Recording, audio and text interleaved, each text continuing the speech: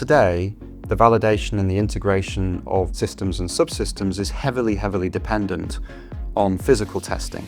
If you're running, let's say, an engine, the engine has to work on a myriad of different configurations. You can't just measure all of those.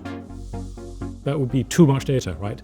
How do you reduce the amount of time you're spending in R&D to get your products out sooner? How do you move more and more of this into these cheaper, virtualized environments, but still have the confidence and be able to prove that it will work? These are huge, multi-dimensional problems, and I think it's really hard for a human to get their head around the problem, and that's where Secondmind comes in.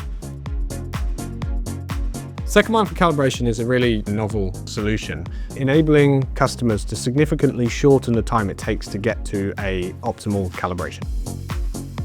We'll hook up to the customer's test bench, we'll gather the data from their test bench, and we'll make recommendations about what tests the customer should run.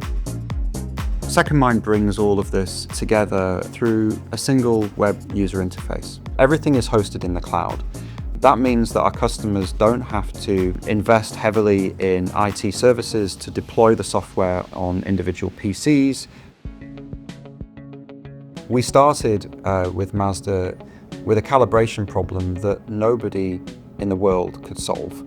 Commercial tools cannot cope with the problem because the data amount is large, and also noise in the data is dependent on the input.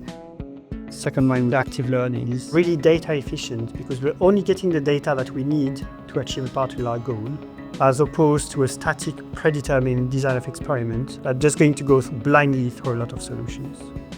Calibration effort is now half, and so final goal is 1/3.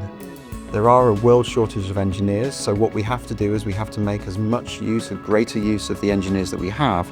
So if we can reduce the amount of time that engineers are building designs of experiments or spending time on test benches, means the OEMs and the suppliers have more time for their engineers to be innovating or understanding and solving the complex problems that they're facing.